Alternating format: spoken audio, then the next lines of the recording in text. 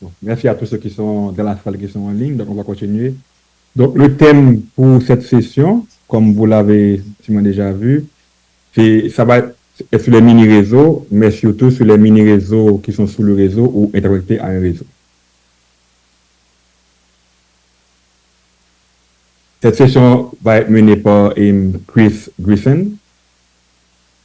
Chris est un expert qui a travaillé sur le secteur énergie en Haïti et qui, selon moi, est un ami du secteur énergie en Haïti, qui a contribué à mettre en place des activités. Bon, on va en parler pour la session. Mais de manière plus générale, Chris Griffin travaille sur les politiques et la mise en œuvre concrète de projets d'énergie renouvelable à l'échelle nationale, mais aussi à l'échelle urbaine ou à l'échelle d'un village. Il a travaillé sur des projets ou des productivités renouvelables rurales dans plus de 20 pays, dont le Cambodge, la Chine, Haïti, le Libéria, le Nigeria, le Rwanda et tant d'autres.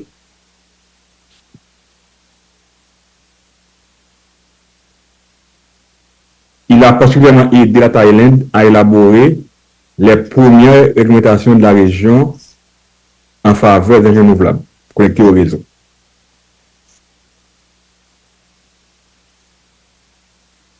Et aujourd'hui, en Thaïlande, il y a plus de 5 gigawatts de petites centrales énergétiques qui sont connectées au réseau, donc qui ont pu bénéficier du travail qui a été fait au départ.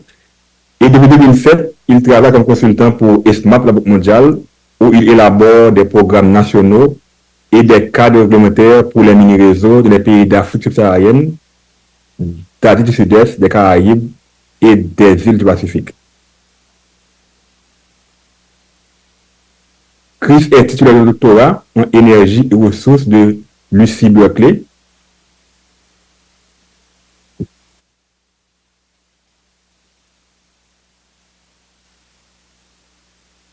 Et est professeur adjoint au programme de gestion des systèmes énergétiques de l'Université de San Francisco.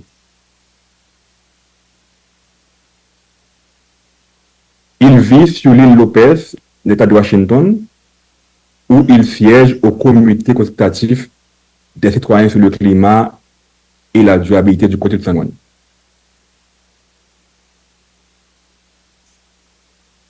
Oui, oui.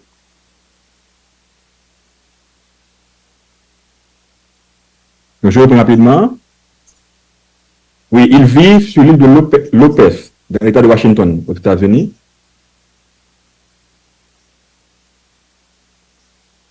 Et où il siège au comité consultatif des citoyens sur le climat et la durabilité du comté de San Juan.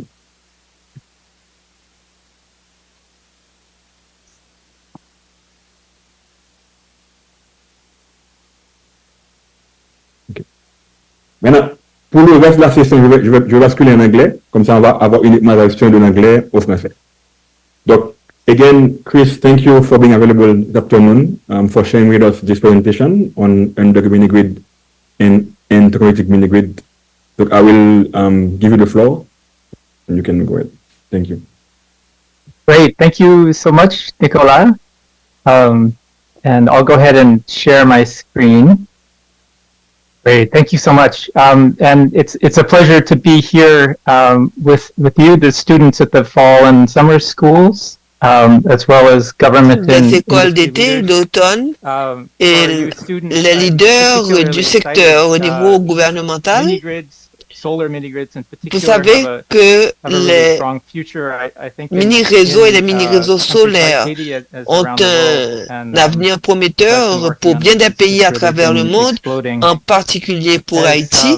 Je travaille depuis longtemps sur ces questions. C'est un secteur en plein développement. Comme l'a dit Nicolas, j'ai travaillé en Haïti il y a quelques années avec Nicolas et également avec d'autres groupes, non seulement en présence, mais en ligne pour des programmes de mini-grid, mini-réseau. Donc, je suis très content de voir le rôle des mini-réseaux pour aider à surmonter les défis en matière énergétique. Ce programme se concentre sur les mini-réseaux et le développement de l'énergie à partir de mini-réseaux dans les milieux reculés plus particulièrement. De mon expérience en Afrique et en Inde, sur les sous-réseaux et les mini-réseaux interconnectés, ce sont là des domaines très intéressants pour Haïti. Également, au-delà de leur application pour l'accès à l'énergie, nous voyons de plus en plus d'utilisation de mini-réseaux dans des régions qui ne sont pas bien desservies par l'électricité de ville. Et ceci est bien saisi dans le manuel que nous avons récemment publié, intitulé « Solutions de mini-réseaux pour les clients qui n'ont pas une desserte », qui parle plus particulièrement des situations en Nigeria et en Inde. Cette version est gratuite et il y a une version gratuite de 10 pages en ligne. Ce document est gratuit en ligne également. Mon co-auteur a commencé à regarder les mini-réseaux pour les secteurs mal desservis il y a quelques années. C'est comme si nous étions en transition et nous étions à une station de train, nous demandions si jamais le train allait même arriver à cette station. Grâce aux efforts déployés dans le secteur plus particulièrement au Nigeria, le train non seulement est arrivé à la station, mais il a quitté la station et part à toute vitesse. Concernant les réseaux qui distribuent l'énergie électrique à la clientèle locale, cette énergie est souvent distribuée à travers des poteaux, des câbles assortis de compteurs connectés à des résidences pour alimenter par exemple les ventilateurs, les télévisions, les réfrigérateurs, ainsi que des articles de production comme les outils, les pompes, le stockage par exemple de poissons et de récoltes. Les mini-réseaux peuvent être isolés du principal réseau, peuvent être également connectés. Il y a une interconnexion possible avec le réseau habituel.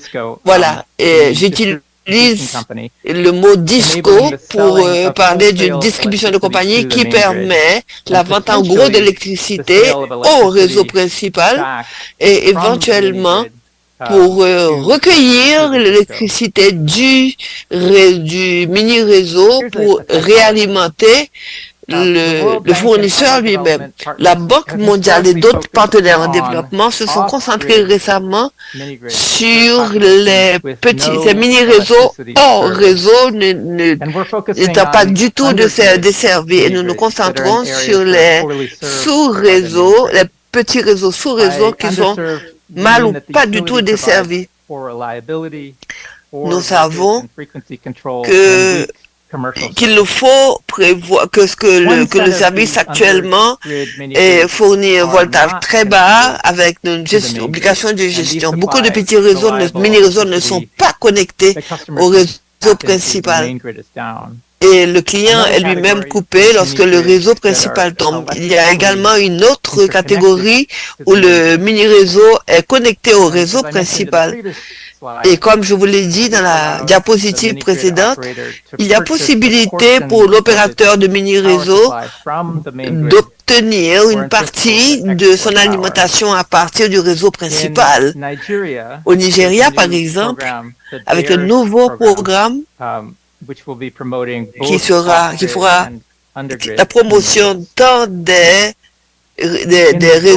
hors-réseaux et des sous-réseaux, nous avons évalué 2 types de mini-réseaux à travers 5 études bien spécifiques. Je vais vous parler de 3 de ces études, 3 études de cas.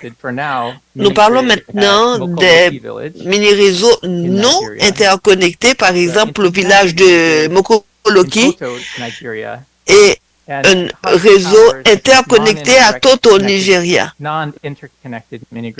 et également un réseau non interconnecté en Inde et au Nigeria. Pour les premiers 2 cas, Vous voyez ci-dessus, là, il s'agit du système de production installé à Toto, au Nigeria. Quand on regarde d'abord le village de Mokoloki, qui est situé à une faible distance d'une route extrêmement active,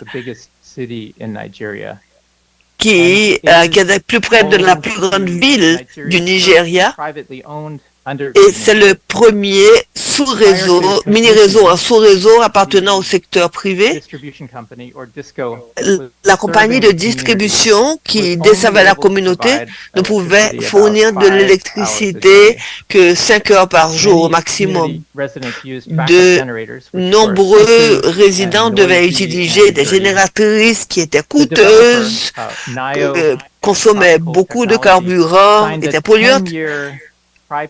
Et il y a eu donc un accord tripartite pour 10 ans réalisé avec la compagnie de distribution. Là, nous parlons de réseau tripartite qui a inclus, qui prévoit des frais annuels pour le câblage et permettre l'accès à la clientèle au réseau. Dans le cadre de cet accord, c'est un projet pilote sur 10 ans, des projets de mini-réseaux subséquents ont été créés pour jusqu'à 20 ans dans le cadre de ce partenariat, avec un remplacement de 95% de l'énergie qui était traditionnellement distribuée par les poteaux et par les câbles. Après la période de 10 ans de l'accord tripartite, ce système sera remis aux distributeurs. Ce mini-réseau a commencé avec environ 200 clients avec un service sur plus de 22 heures par jour. Cela, en fonction de la manière dont le document de projet a été élaboré, ceci devrait coûter environ $400,000 et qui a été payé pratiquement avec la contribution de Nayo, de la localité. L'autre partie de l'histoire ici, c'est que ça a été une croissance et une demande qui n'avait pas totalement du tout été attendue. Ce programme devait prévoir augmenter la participation, et ceci a même permis la facilitation d'une glacière. La population du village s'est agrandie de 60%. Et les activités se sont développées encore plus. Nayo, au début, avait l'intention d'acheter au début l'électricité du fournisseur, mais depuis le mois dernier, l'interconnexion ne s'est pas encore produite, plus particulièrement en raison de changement de la direction. L'augmentation de la demande jumelé avec l'augmentation du coût du carburant, a fait que la disponibilité d'énergie a été réduite à 60%, et surtout pendant les heures d'ensoleillement qui rendent plus facilement l'approvisionnement de l'énergie en énergie fournie. Un projet intitulé Partage du pouvoir, qui est créé par le Rocky Mountain Institute, mais également le gouvernement nigérien a rétabli un service fiable par le financement, en particulier hollandais, le Dutch Postcode Lottery, qui a pu améliorer les batteries de 192 à 317 kW, ce qui a permis un moindre entretien et un meilleur stockage et distribution. Et ceci nous a permis de voir comment la communauté des services avec 11% de propriétaires à l'intérieur du système avec droit de vote. Les revenus de la communauté sont réinvestis dans des projets locaux, et l'énergie fournie est remontée à 22 heures par jour. Aujourd'hui, à Nayo, il y a un portefeuille de 12 mini-réseaux qui ont été créés avec 6 qui sont en cours de création avec une production d'à peu près 6 MW environ d'électricité. Le mini-réseau de Toto, du grid du Toto, partage beaucoup de particularités avec celui du premier. Les deux sont situés en région périurbaine. On a fait l'expérience d'une demande bien plus importante et moins de fourniture d'électricité par le distributeur au départ. Créé par une compagnie qui s'appelle PowerGen, c'est le premier réseau interconnecté du Nigeria. Le réseau initial a été prévu de connecter 2800 foyers et plus de 100 producteurs. On parle par exemple d'activités de génération de revenus, comme par exemple les activités de ferme. Également une grande partie fournie aux écoles et aux cliniques. Aujourd'hui, quoique le câblage n'a pas encore été terminé pour 2000 maisons, le fait que nous avons beaucoup plus de clients signifie que 1600 systèmes ont été déclenchés et 1200 attendent encore d'être branchés. La demande a été multipliée par 4, ce qui nous a choqués, y compris une usine de traitement de l'eau qui n'était pas prévue au départ. Ce qui est important, c'est que les DISCO ont aujourd'hui l'AEDC, ce qui est très intéressant, qui n'ont pas pu fournir fournir l'électricité entre 6 heures du soir et 1 heure du matin, comme ça avait été prévu au départ. Le réseau a été multiplié par 10 avec 2 MW et nous pensons que d'ici le prochain trimestre, nous allons pouvoir atteindre ceci d'ici la fin du dernier trimestre de l'année. Au départ, le coût était de 2 billions de dollars et 25% a été alloué à la remise en état du réseau de distribution. Ceci a été financé en grande partie par une contribution de l'aide au développement et une aide également du programme NAP du Nigeria qui a fourni la connexion pour 1600 foyers. L'accès au financement à terme des dettes va pouvoir soutenir le branchement de plus de foyers comme ça. Nous travaillons avec le réseau DISCO pour créer un réseau multi-mégawatt, un mini-réseau multi-mégawatt. Également, nous avons le horsepower déployé avec plus de 200 mini-réseaux en Inde, dans les provinces de Bihar et d'Uttar Pradesh. Ce sont les régions qui sont mal ou pas du tout desservies en électricité. À partir des DISCO appartenant à l'État, ceci permet une grande économie d'échelle et l'optimisation de la conception qui ont permis de minimiser les coûts et des mini-réseaux actifs à jusqu'à 0,25 centimes kilowattheure.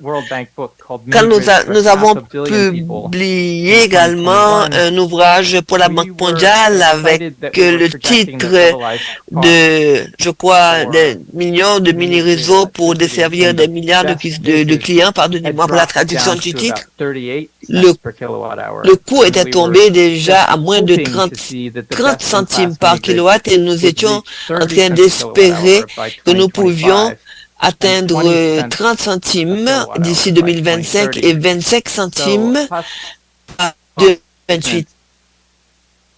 Faible coût jusqu'à 25 centimes par kilowattheure.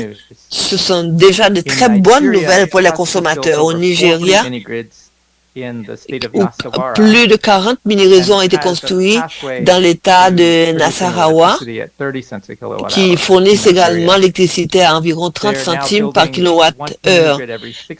Il crée maintenant un mini-réseau tous les 6 jours au Nigeria et ont un portefeuille qui devrait atteindre environ 60 mini-réseaux d'ici la fin de l'année. Tous ces mini-réseaux ne sont pas interconnectés ou connectés avec les DISCO, mais nous avons déjà pu brancher, je crois, 2 ou 3 mini-réseaux sur le réseau principal. Maintenant, les mini-réseaux en sous-réseau apportent 2 avantages particuliers pour les clients. Regardons les avantages d'abord pour les clients et pour le distributeur. Nous voyons d'abord les bénéfices avantages pour le client, c'est l'économie de coût qui était environ de 6 centimes par kilowattheure en comparaison avec les 3 réseaux préexistants qui avaient l'électricité parfois disponible, mais qui étaient obligés également d'avoir recours aux génératrices. Donc, les économies de coût varient considérablement, dépendamment, par exemple, du coût des carburants, de la disponibilité de l'électricité, la quantité d'électricité consommée pendant les heures d'ensoleillement, etc. Les avantages également pour les clients impliquent une plus grande fiabilité. Dans le premier cas, l'électricité était disponible à partir du réseau, on va dire un maximum de 5 heures par jour, plutôt la nuit, tandis qu'avec les mini-réseaux, nous avons pu augmenter l'accessibilité à 22 heures par jour ou plus. Ce n'est pas rare que cette augmentation soit bien supérieure dans de nombreux cas aussi, comme au Nigeria. L'électricité fournie par au Nigeria est calculé par selon le nombre d'heures par semaine. C'est même pas calculé au nombre d'heures par jour. Les bénéfices pour le distributeur incluent la possibilité de débrancher les clients non rentables, également la possibilité de branchement des mini-réseaux sur le réseau principal et pallier aux carences d'électricité sur le terrain. Donc, parce qu'au Nigeria, les tarifs que les DISCO sont autorisés à facturés sont bien plus faibles que le coût que la desserte. Beaucoup de DISCO perdent de l'argent sur chaque connexion avec les clients. Au Nigeria, c'est environ, ils perdent $25 par client par année. Mais avec des contrats, avec les mini-réseaux, les compagnies de distribution d'État peuvent pallier à ces pertes pour éviter justement les pertes associées à certains types de clients, à certains clients. Et parce que sinon, ils auraient perdu des revenus, mais vous voyez que les revenus sont bien plus élevés, sont bien plus moindres que les coûts. Mais tout en perdant les clients, desservant les clients à un meilleur prix, les DISCO en cours des coûts quand même. Les développeurs de mini-réseaux ont créé des frais d'utilisateur pour les poteaux et le câblage. Et ceci augmente alors, l'absence de ces poteaux et ces câbles, ceci augmente la rentabilité, et tant pour les mini-réseaux que pour le DISCO, et finalement les rendre rentables. Et si l'électricité peut être fournie de manière rentable à partir des mini-réseaux, c'est également un avantage pour les clients d'avoir l'électricité fiable. Et les mini-réseaux peuvent bénéficier de l'interconnexion avec les réseaux pour réduire les coûts d'investissement pour l'achat d'électricité à des tarifs qui sont plus élevés que s'ils devaient produire l'électricité eux-mêmes. Et même si cette énergie est intermittente quand elle est fournie par les discos. Donc, c'est une baisse du coût général de l'électricité. Vous imaginez les cas où, par exemple, le kilowatt se vend entre 15 centimes or et 25 centimes or par rapport au coût de l'approvisionnement en carburant. Et le nombre d'heures de disponibilité de l'énergie électrique à partir de ce disco. Ce que nous couvrons dans le manuel suggère que la fourniture d'électricité par le disco est fiable et que les économies sont carrément doublées quand il y a un branchement avec le mini-réseau en comparaison avec l'absence de branchement sur ces mini-réseaux. Et la compagnie dont j'ai parlé également dans le premier cas, ce sont des développeurs de mini-réseaux qui sont concentrés sur l'utilisation productive d'électricité à travers leur site. Ceci inclut, par exemple, les véhicules pour les motocyclettes électriques. Voilà un exemple d'une femme au Nigeria qui chevauche très fièrement une motocyclette électrique. Également, les moulins. Par exemple, un ajout de 4 ou 5 moulins par mini-réseau. Et ceci implique également l'amélioration de capacité de réfrigération et du pompage de l'eau.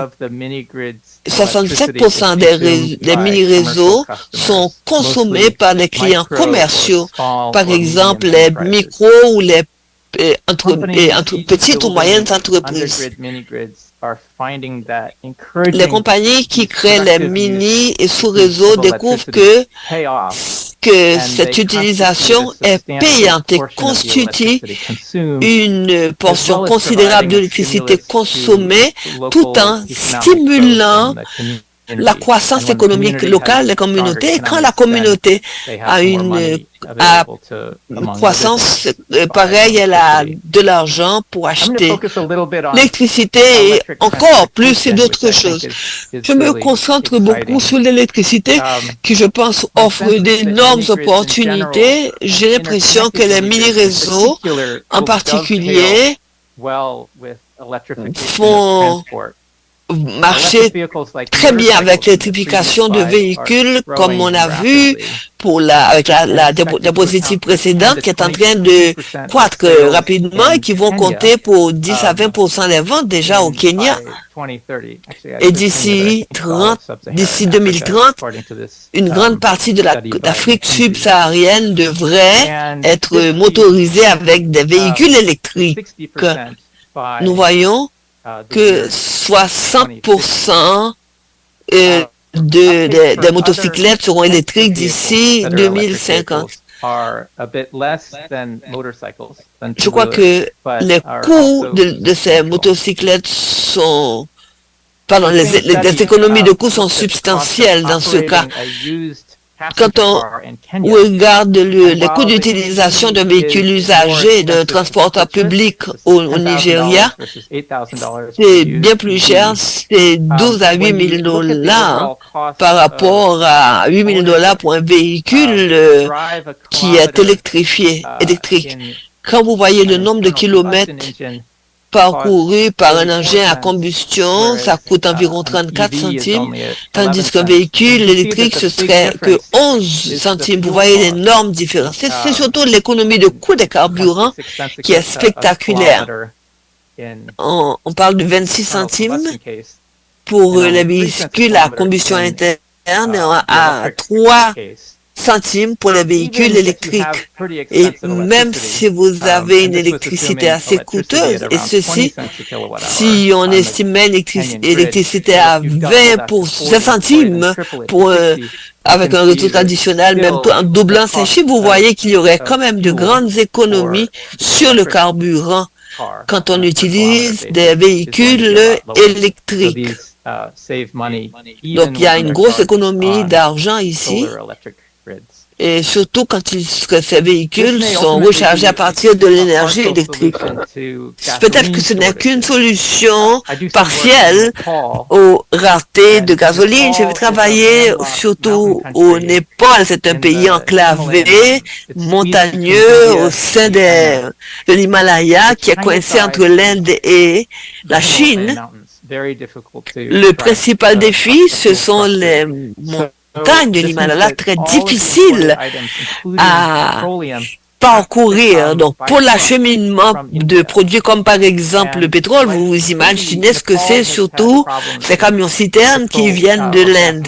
Et le Népal a eu d'énormes problèmes avec les raretés de gasoline. Pour des raisons politiques, l'Inde a quelquefois fermé la frontière à toutes les importations de pétrole, ne permettant à aucun camion-citerne de transporter du diesel, la gasoline ou du mazout jusqu'au Népal. Et quand ceci se passe, ceci affaiblit terriblement l'économie népalaise. Et vous voyez cette image familière, hein, des gens qui attendent en ligne pour un peu de carburant. Le Népal vient de se retourner principalement vers des véhicules électriques pour ne plus être autant vulnérable à ces risques de coupure de l'alimentation carburant. Et le Népal vient de baisser les droits d'entrée sur les taxes à l'entrée de véhicules électriques. Et tous les véhicules récemment achetés au Népal sont aujourd'hui des véhicules électriques. Et le Népal génère beaucoup d'électricité à partir de l'hydroélectricité. Donc, pendant la saison pluvieuse, ceci est particulièrement importante. Mais à ce moment-là, ils peuvent mieux se reposer sur l'énergie solaire en période de sécheresse. Il y a très peu de stations de rechargement en Haïti, mais on pourrait les rechercher à domicile ou bien à des stations dans les mini-réseaux. Aux États-Unis aussi, quand les infrastructures de recharge des véhicules publics sont vandalisées, ça cause un problème chez nous aussi. Mais avec des stations à domicile ou avec les mini-réseaux, on pourrait pallier à ce problème. Un point clé concernant l'utilisation productive de l'électricité à partir des mini-réseaux solaires, c'est que l'énergie électrique est délivrée surtout pendant la journée, alors que les heures d'ensoleillement permettent une grande production à partir des panneaux. Ces jours-ci, les panneaux sont vraiment peu coûteux sur le marché mondial. Les panneaux se vendent à environ à ex-usine environ 10 centimes par watt. Les batteries sont encore coûteuses, quoique les prix sont à la baisse, leurs coûts sont à la baisse. Donc, on pourrait augmenter la charge pendant les heures d'ensoleillement pour baisser le coût de l'électricité. Voilà un graphique qui vous montre que cette courbe là, en bas, là, ici, c'est la courbe d'utilisation en milieu rural. On voit un petit pic le matin, pic l'après-midi, quand ils reviennent déjeuner, puis un grand pic en soirée qu'au fur et à mesure que les gens rentrent chez eux pour dîner, ils passent la télévision, ils allument le ventilateur, etc. Dans ce cas, nous avons modélisé le coût de l'électricité à 38 centimes par 38 centimes. Mais si nous pouvions modifier un petit peu la courbe de l'utilisation, alors on pourrait niveler le coût d'électricité pour le baisser jusqu'à peut-être 28 centimes de kilowattheure. Ceci suggère qu'il est important d'avoir des utilisations productives d'électricité pendant les heures d'ensoleillement, y compris les véhicules, la réfrigération, le pompage de l'eau ou d'autres utilisations, par exemple. Laissez-moi vous montrer pendant quelques minutes l'aspect électrique et le flux de l'électricité. Voilà un dashboard du modèle Mokoloki dont je vous ai parlé précédemment. Allons regarder ceci en détail. L'électricité qui est stockée traditionnellement dans les batteries est convertie par ce qu'on appelle chez nous les inverteurs, les ondulateurs, pour créer l'électricité AC qui est consommée par le biais d'ampoules. Quand les panneaux sont chargés, ils reçoivent le courant direct qui alimente les panneaux solaires. Et cette électricité est synchronisée avec le courant AC produit par les inverteurs.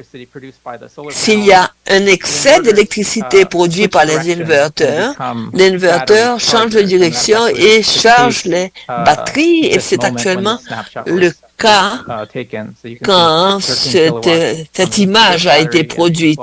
Par exemple, on voit le nombre de kilowatts qui sortent et qui entrent ici. Si les panneaux solaires ne produisent pas assez d'électricité, comme par exemple la nuit, alors une source externe d'électricité est généralement mise en fonctionnement. Le plus souvent, il s'agit d'une génératrice qui on peut également connecter le système avec un disco si l'électricité est disponible à travers le disco. Et ici, il y a un commutateur qui isole la génératrice du disco, donc les deux ne sont pas en fonctionnement au même moment. Je vais m'arrêter ici, si vous me permettez, pour peut-être prendre des questions sur cette partie de la présentation. Et puis, de là, je vais vous parler des observations et des recommandations en termes de politique générale. Donc, je suis disposé, je suis prêt à répondre à des questions si le public en a. Ma première question,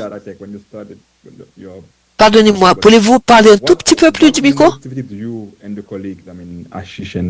Qu'est-ce qui vous a motivé, vous et votre collègue, pour réaliser cette étude, en fait?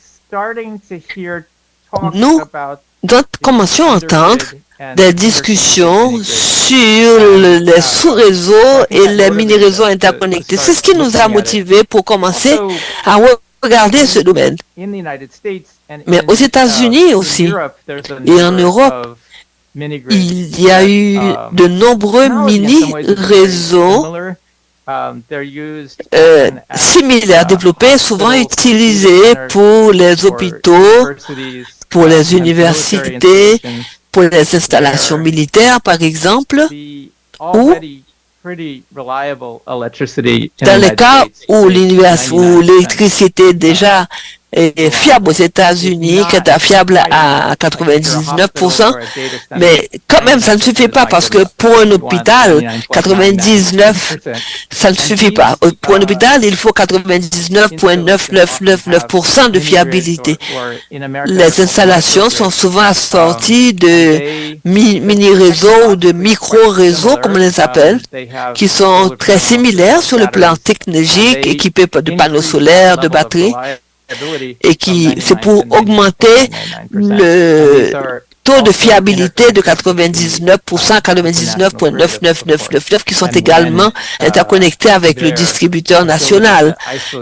Et la capacité, dans le cas où la capacité d'isoler les deux sources n'est pas nécessaire, et il est quand même prévu une capacité d'alimentation par des panneaux solaires. Et mais il est arrivé des cas où il faut avoir recours au système de backup. Mais nous avons regardé aussi la technologie aux États-Unis, en Europe, Et nous pensons que cette technologie peut avoir son utilité dans les pays qui concernent la Banque mondiale. La réponse est oui.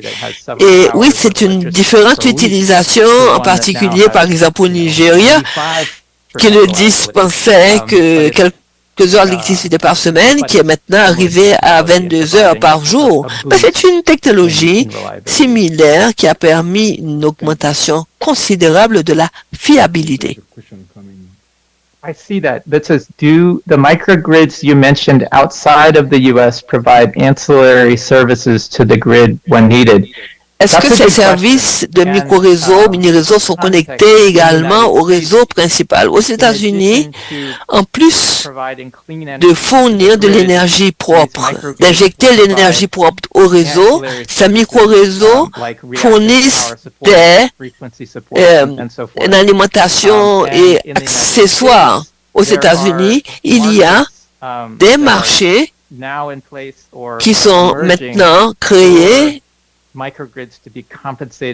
pour que les micro-réseaux soient payés pour les services corollaires qu'ils fournissent au réseau formel de distribution. Et dans les pays sur lesquels mon ouvrage concerne, aux États-Unis, ce n'est pas peut-être le marché principal et surtout l'interconnexion avec les distributeurs étatiques. C'est plutôt pour fournir une énergie plus fiable. Quand on regarde les réseaux qui pourraient éventuellement revendre ou injecter des kilowattheures au réseau traditionnel, et on n'a pas encore vu cette capacité. Et parfois, on a vu des connexions avec le DISCO au mini-réseau, mais dans les cas que nous avons suivis, nous n'avons, comme le Nigeria ou l'Inde, on n'a pas encore vu de cas où ce serait les mini-réseaux qui revendraient de l'électricité au réseau. Je crois que ça va prendre du temps avant que nous puissions parvenir à cet aspect du marché. Parce que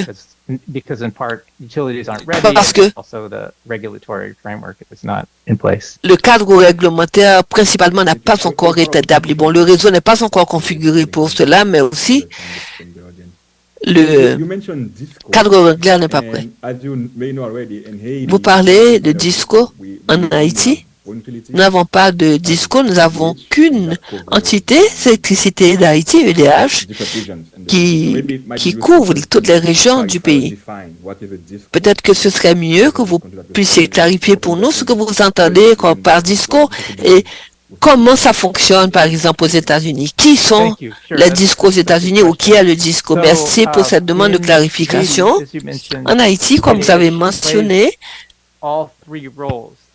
l'EDH joue les trois rôles. La production, la transmission et la distribution dans de nombreux pays. Ces fonctions sont séparées divisées entre diverses entreprises. En Haïti, il existe des DISCO, c'est la partie distribution à travers une seule compagnie de transmission. Et il y a plusieurs entreprises de génération, les différentes usines dans les différentes régiaux du pays. Ici, aux États-Unis, parfois, il y a un service de location des lignes, les services d'interconnexion sont également sous-traités. Dans ce cas, les DISCO achètent l'énergie produite par les générateurs de courant. Au Nigeria, les DISCO achètent l'énergie des Transco et la Transco, à son tour aussi, achète l'électricité des DISCO. Donc, ils sont connectés au niveau au-dessus de 100 kV, tandis que les DISCO fonctionnent à 30 kilowatts ou moins. Pardonnez-moi, je ne suis pas sûr d'avoir bien entendu les chiffres. Ici, je ne sais pas si le cadre juridique... On a aussi des questions dans la salle. Pour différentes options. Je vois une autre question. À qui est-ce que l'ISO est connecté au marché et comment le marché est-il configuré là-bas? Je crois que ceci peut-être atteint les limites de mes propres connaissances. Je ne suis pas un grand expert en système nigérien, mais je crois qu'il existe une entité qui s'appelle EndNet. L'ISO est un opérateur de système de transfert indépendant dans les pays où le marché est dérégulé. Et cette entreprise joue un rôle pour s'assurer la stabilité des systèmes et aide à faire le dispatching par les usines dans les cas où c'est besoin. Je crois qu'au Nigeria, il y a une entreprise qui s'appelle EndNet qui joue ce rôle. Pardonnez mon ignorance, nous nous sommes surtout concentrés sur le niveau DISCO et je n'ai pas d'expertise sur l'ensemble de la production et la transmission de l'énergie au Nigeria. Evanson, do you have any question in the room? Oui, merci Nicolas. On a quelques questions de la salle. J'inviterai le participant à venir sur le podium et pour poser la question. Donc, moi, je suis Estève Michelet, un ancien de la faculté des sciences, diplômé en ingénieur électromécanique. Et j'ai étudié aussi la chimie et maintenant je suis professeur à l'université Kiskeya. Déjà, ma question se pose ainsi. L'ensemble des prix fixés pour le kilowattheure à partir des mini-réseaux et solaires. Et je vais avoir une idée sur les différents paramètres qui permettent de fixer ces prix-là. Et autre chose, parmi ces paramètres, j'ai en tête le temps d'investissement, le temps de retour sur investissement. Est-ce que si on fait varier ce paramètre-là, c'est-à-dire le temps qu'on veut avoir le retour à partir des investissements faits, on sait que à partir des énergies renouvelables, spécialement pour le solaire, ce qui compte beaucoup, c'est l'investissement. Est-ce que ce paramètre-là, et si on fait varier ça, est-ce qu'on n'aurait pas le prix du kilowattheure à la baisse, c'est-à-dire plus bas que ces différents prix qu'on avait cités tout à l'heure? Merci beaucoup.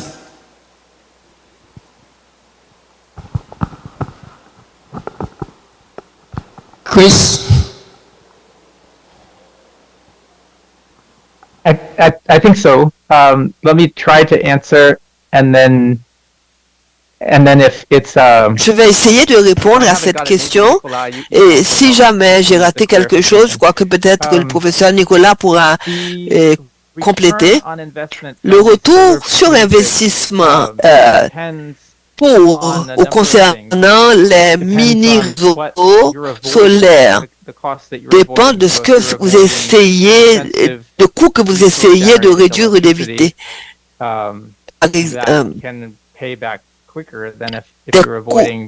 Et pour que vous ayez des systèmes qui ont un retour plus rapide. Peut-être par rapport à l'énergie peut-être plus régulière qu'on pourrait avoir à partir du rythme traditionnel. Ça dépend du retour que vous générez, ça dépend de la sécurité, de la région, des systèmes, des équipements, ça dépend des capacités de batterie, etc. En termes de coûts d'investissement, est-ce que vous allez trouver des prêts assez bas, des investisseurs qui sont prêts à contribuer des fonds, mais qui accepteraient un retour sur investissement qui ne serait pas astronomique? Et quelles sortes de subventions, de soutien financier sont offerts par l'État pour que vous puissiez avancer? Et quand on parle des projets sur lesquels nous travaillons, Nicolas et moi, par exemple pour la Banque mondiale, nous essayons de mettre au point des packages. Nous aidons le gouvernement à élaborer des programmes de subvention qui permettent de baisser les coûts de déploiement de ces systèmes pour qu'ils soient commercialement viable à un tarif que la clientèle est disposée à payer. Et également, nous essayons de travailler avec les investisseurs privés pour qu'ils contribuent des fonds avec un retour sur leur propre investissement qui soit accepté et par eux. Ceci est un défi, plus particulièrement dans un pays où il y a des défis de facilité des taux d'intérêt qui sont généralement très élevés dans ce genre de pays. Donc, il faudrait regarder le type de système. Ça suffit que le taux d'investissement ne soit pas super court. On parle de 7 ans au minimum, 10 ans. Il est souvent important d'avoir des contrats qui sont sur une plus longue durée, sur 15 ans, 20 ans. Ceci qui permet de stabiliser les coûts d'investissement.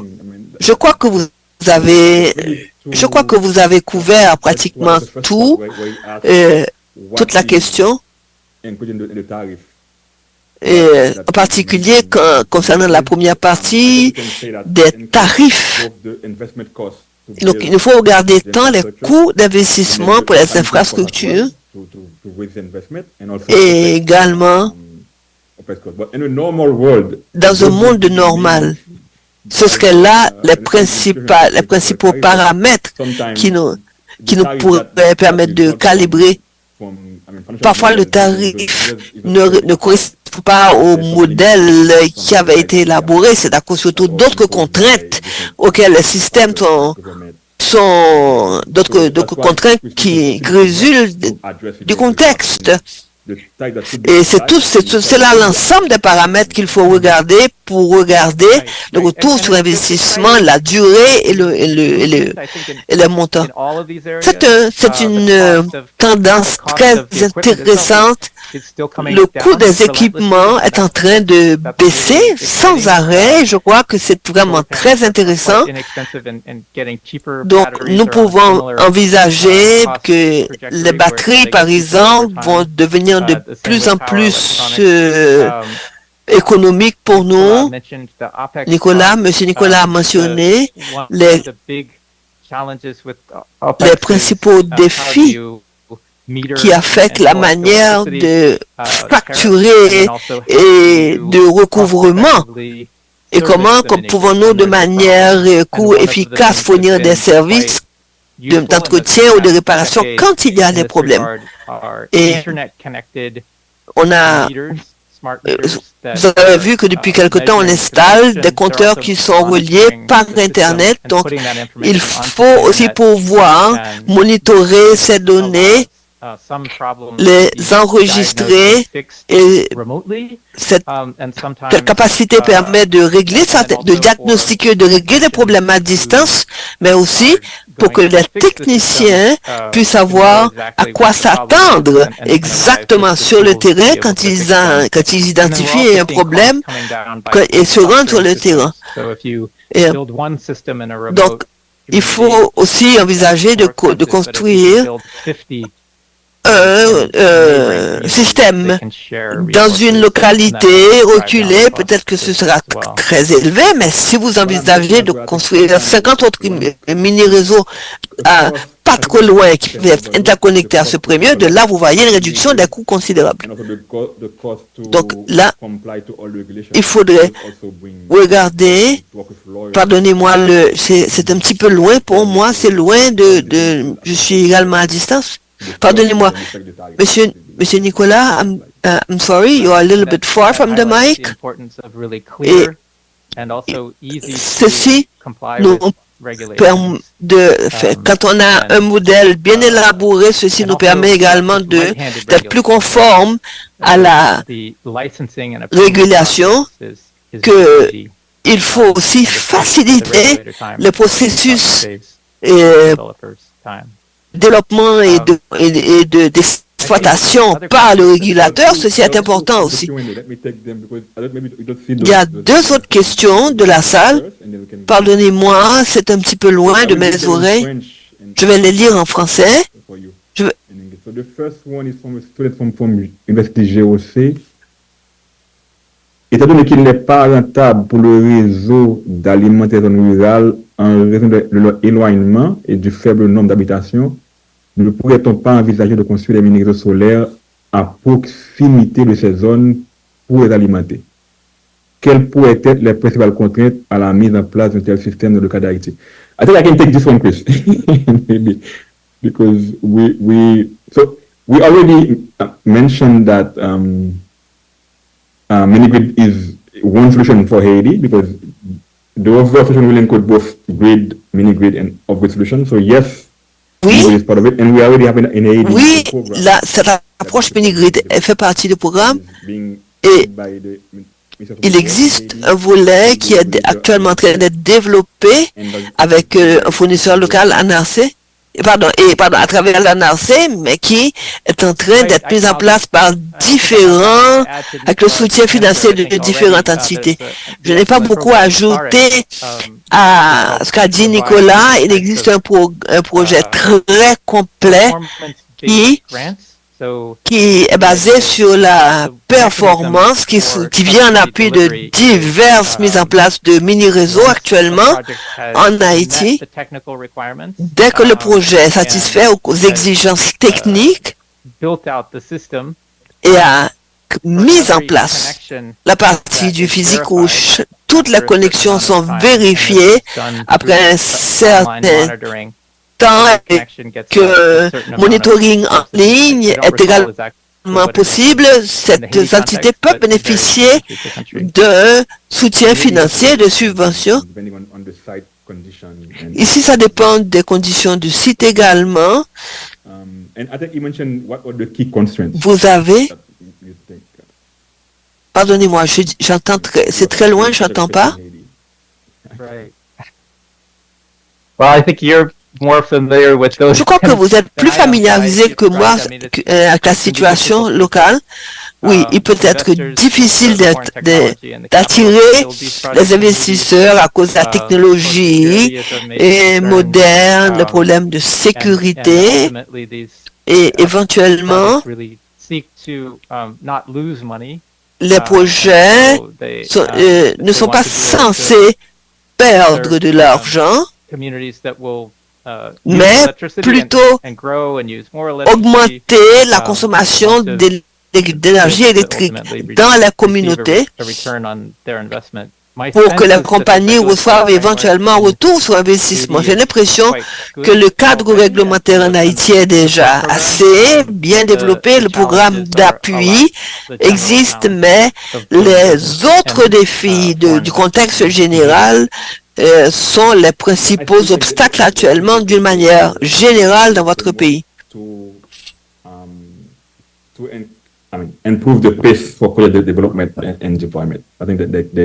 Je crois qu'il y a des travaux qui sont actuellement en cours pour améliorer le développement de projets. Il y a une autre question. Je vais la dire en français. Un ratio optimal panneaux solaires kilowatts par stockage kilowattheure pour les mini-réseaux. Bien que ce soit une analyse qui détermine, mais peut-on déjà le déterminer à l'avance? If you catch that.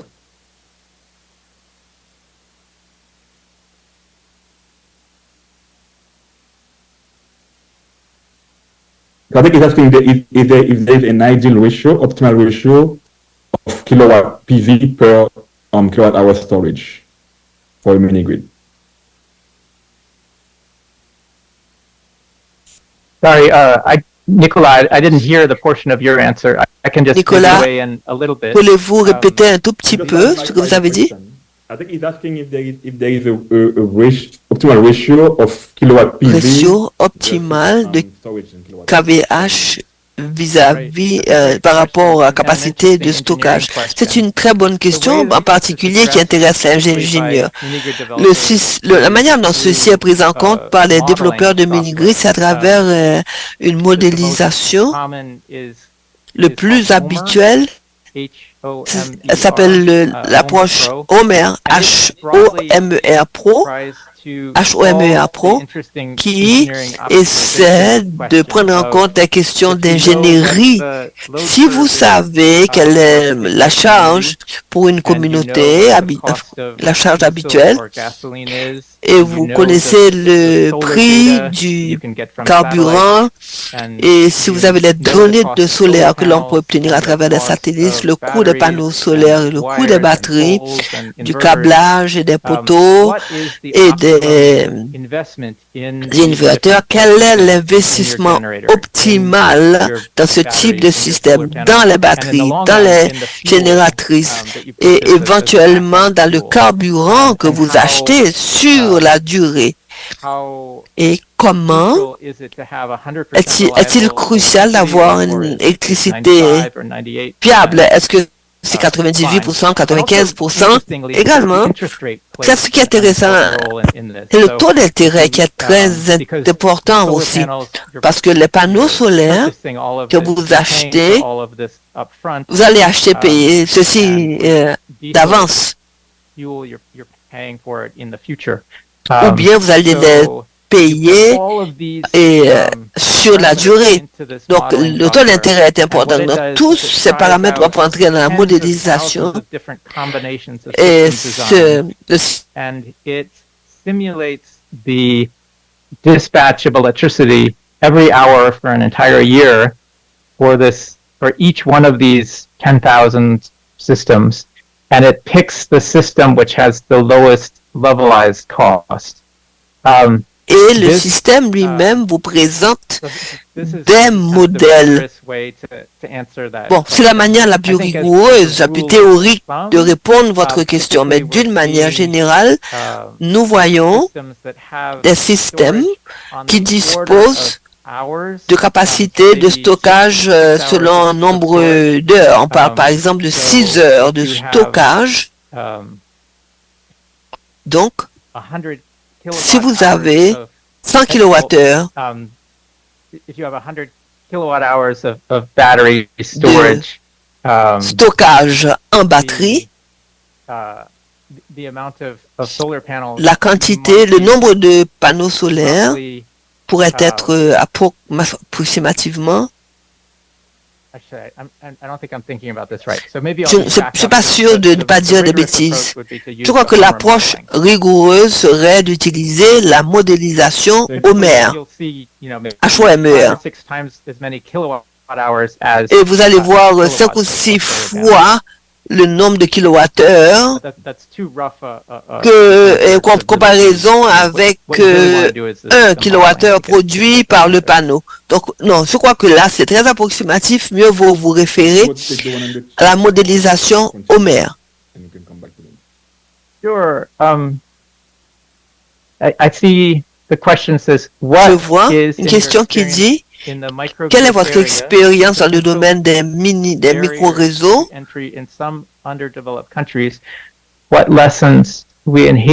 Quelles sont les leçons que nous pourrions apprendre en Haïti pour rendre les mini-réseaux plus attrayants pour les régions rurales? Je crois que nous avons partiellement répondu à cette question. Une des leçons clés que nous apprenons, que nous sommes en train d'apprendre, c'est la concentration sur l'utilisation productive de l'électricité. Les mini-réseaux ont facilité aux communautés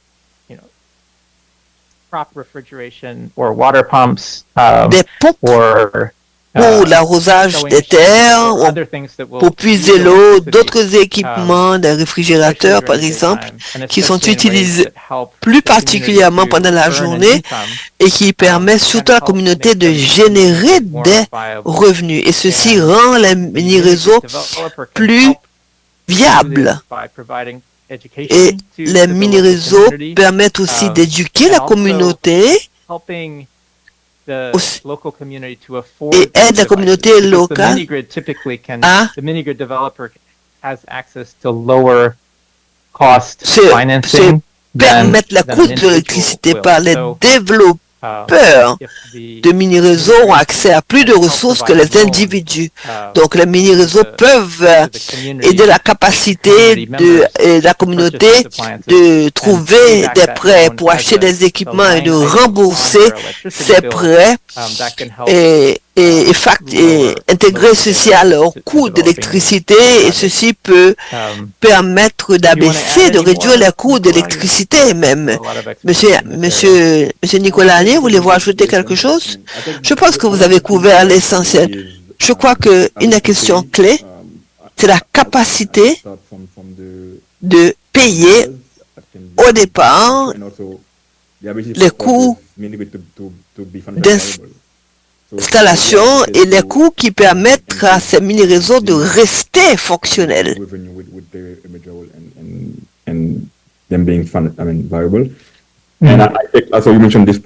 Vous avez mentionné aussi que l'économie d'échelle est importante. Si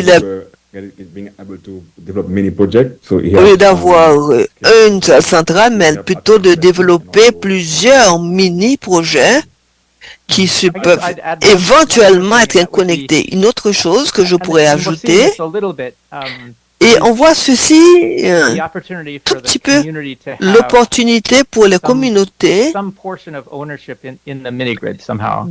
de s'approprier elles-mêmes une partie des intérêts du mini-réseau comme étant un investissement à la communauté, plutôt que de voir des personnes externes venir leur vendre l'électricité. Quand ils participent à la propriété même du système, ils en sont plus conscients des besoins d'intérêt, ils sont plus à même, plus aptes à s'en occuper, à l'entretenir.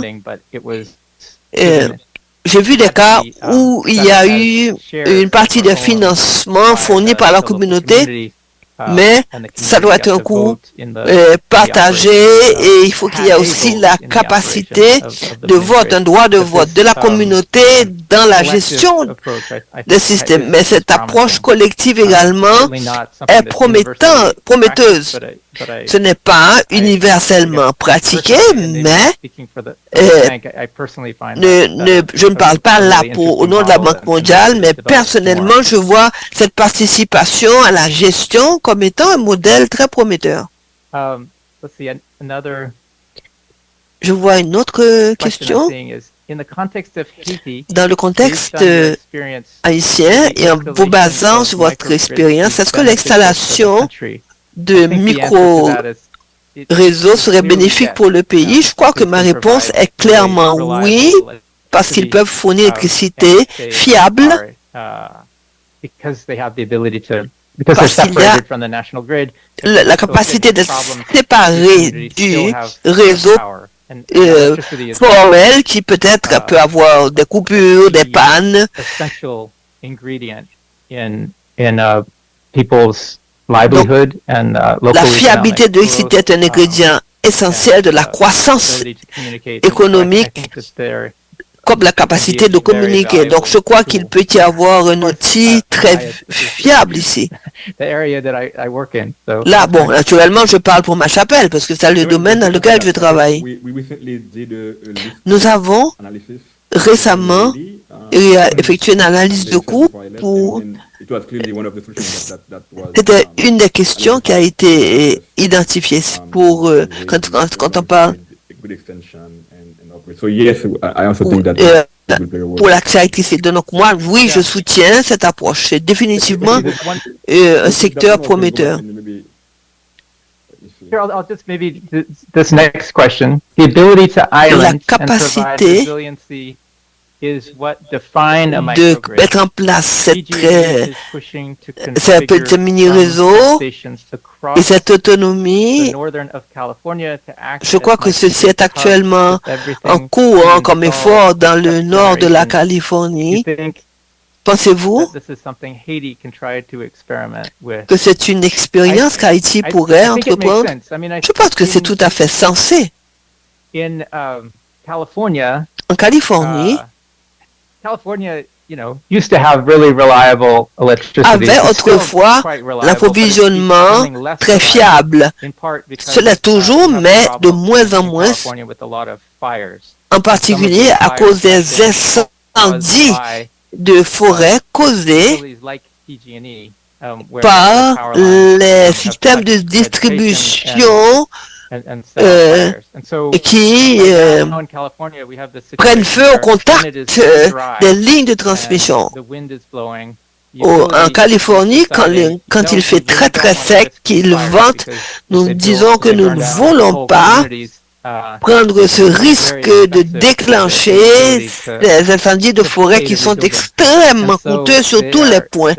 Donc, ils sont en train de plus en plus de fermer certaines lignes d'alimentation, de plus en plus. Et le déploiement de mini-réseaux que le fournisseur local est en train d'investiguer dans différentes parties de cet État pour servir des hubs dans les cas où, par exemple, où il faut couper les lignes de distribution traditionnelles à cause des risques d'incendie.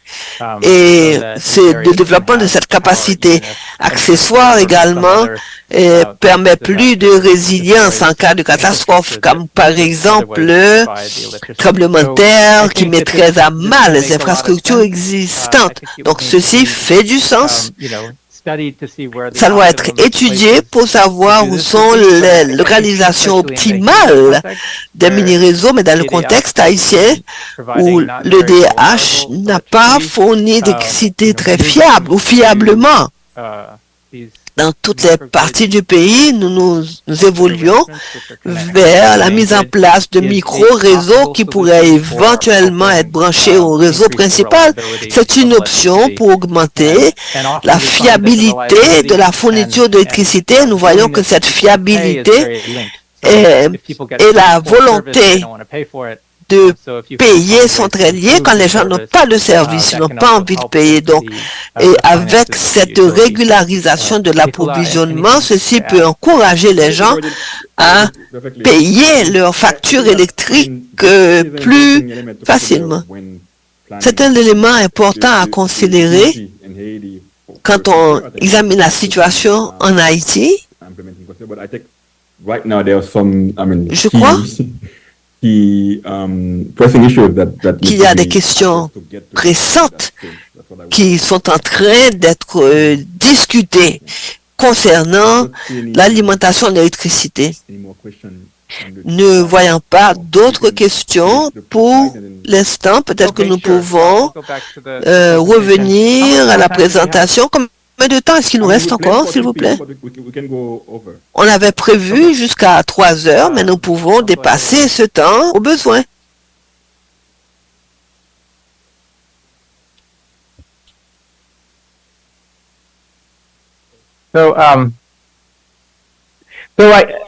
The next section is more on the policy side. Maintenant, concernant la question de politique générale, on a entendu la discussion sur les coûts. Quand on regarde les modèles à plus bas coût que les gouvernements et les communautés envisagent, typiquement, ils n'envisagent pas une budgétisation pour les mini-réseaux et les sous-réseaux. La planification n'a pas encore atteint le même niveau que la technologie. Donc, ces sous-réseaux, ces mini-réseaux interconnectés ou pas, n'auraient peut-être pas même dû exister parce que les discos auraient dû desservir les régions urbaines ou périurbaines. Mais le modèle de planification plus faible coût sont en train de faire leur chemin, mais ne sont pas toujours vérifiés dans les pays. Les discos locaux sont souvent motivés. il y a d'autres facteurs qui sont pris en compte.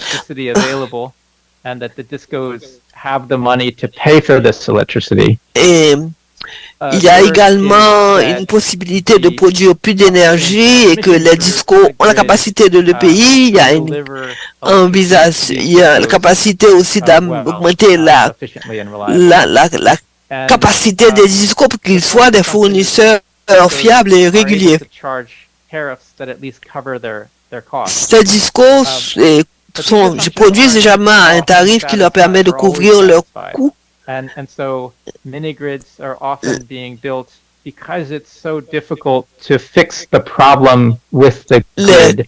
Les clients sont en général satisfaits, mais quand il y a des pannes sur le réseau principal, c'est très difficile de les réparer. Par exemple, si au Nigeria, par exemple, il y a sur les 11 discos, c'est souvent impossible de les réparer tous ensemble. Ils ne génèrent pas assez de revenus pour payer le Transco. Le Transco lui-même ne peut pas payer les générateurs, donc le problème percole et à tous les niveaux. Donc, on est en train de travailler sur les questions, sur les options de mini-réseau et de sous-réseau pour offrir aux clients une énergie électrique bien plus fiable. Ils sont même disposés à payer plus cher pour une énergie fiable, mais moins disposés à payer même des tarifs moins élevés à la compagnie qui n'est pas fiable. La prochaine observation, c'est que les interconnexions ont offert des opportunités gagnantes à tous les niveaux avec des coûts plus faibles, une plus grande fiabilité. Si les discos peuvent bénéficier par la fourniture de services à des clients qui n'ont pas pu desservir correctement, pas pu collecter non plus, et ils peuvent également générer des revenus en louant par exemple les câbles, générant des réseaux à partir de la distribution de cette énergie. Peut-être qu'ils peuvent même acheter l'électricité produite par les réseaux principaux pour réduire leur propre coût de fonctionnement et de distribution. Et ces systèmes peuvent être développés dans les régions urbaines et périurbaines où il existe une forte demande et on voit une augmentation de la demande bien plus que ce qu'on attendait. Et ceci pour une électricité qui est beaucoup plus fiable. Les gens veulent consommer et ils sont disposés à payer pour l'opportunité de croissance. Il faudra que le marché soit structuré de manière gagnante pour toutes les parties, pour le disco, pour le développeur de mini-réseaux et pour les clients également. La troisième observation, c'est que les mini-réseaux en sous-réseau fonctionnant appartenant à des opérateurs privés remplissent des fonctions clés bien mieux que des gouvernements et que des discos privés. Ce que nous voyons, qu'ils sont mieux à même de gérer les compteurs à travers des systèmes basés sur l'Internet. Ils fournissent également de l'électricité fiable avec moins de variations nuisibles au voltage et à la fréquence. Ils sont mieux également pour augmenter la demande des clients, plus particulièrement à travers les options de financement, surtout pour les développeurs de mini-réseaux qui offrent aux clients l'opportunité de financer aussi, par exemple, des réfrigérateurs, des petits moulins, on peut dire à café, à mamba, ou autre chose, ou encore des équipements, d'autres équipements. Pourquoi? Ceci, c'est l'incitation surtout. Les services d'électricité appartenant à l'État facturent des tarifs qui sont souvent plus faible que le coût de production et de distribution. Donc, ils ne sont pas vraiment intéressés à effectuer des sondages, à connaître des taux de satisfaction, parce que de toute manière, ils perdent de l'argent, tandis que les développeurs de mini-réseaux est intéressés à ces données. Ils veulent voir leurs clients réussir, progresser, et surtout avec l'apport d'électricité fiable qui leur permet de développer de revenus et d'évoluer. La quatrième observation, c'est que les mini-réseaux, qu'ils soient interconnectés ou pas, ils sont très utiles, mais ne sont pas des vadénicums. Ils ne sont pas tous les problèmes. On n'est pas sûr que tout fonctionnera tout le temps. C'est très important que les opérateurs de mini-réseaux offrent d'autres options, comme par exemple les kits solaires individuels, ainsi que d'autres options. Les mini-réseaux, ce sont des bons points d'entrée, mais ce n'est pas là la finalité générale pour l'approvisionnement en électricité. Et le régulateur ou celui qui fournit la subvention doit permettre des diverses combinaisons, comme par exemple des systèmes de solaire individuels, des systèmes qui sont plus petits que les mini-grids traditionnels, des systèmes qui sont liés entre eux pour le partage d'électricité générée par exemple par un groupe de résidences ou de maisonnettes. Le système partagé peut permettre aux mini-grids d'évoluer à différents modèles d'affaires, un business model, comme on dit en anglais, par exemple, de devenir leur propre DISCO ou leur plus gros distributeur d'énergie à travers des co-entreprises, à travers divers accords commerciaux. Et je vais faire ici 3 recommandations.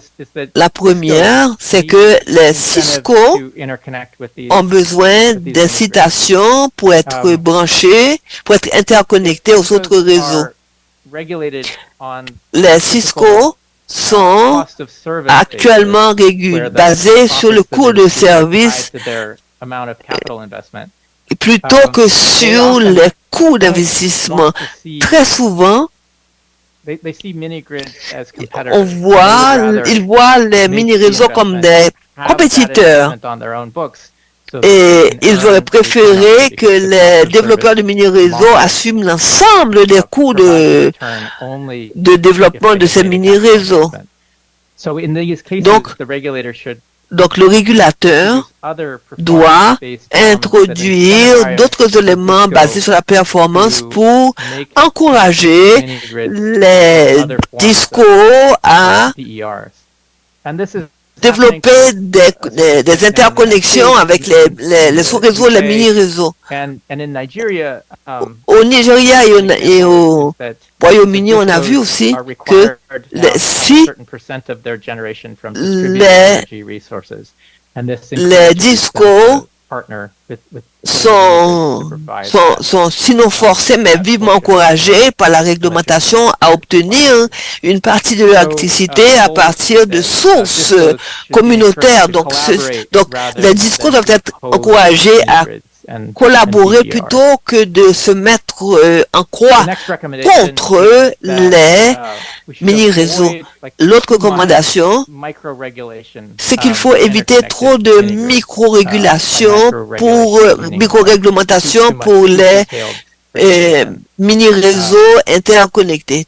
Il ne faut pas trop de régulation, de réglementation.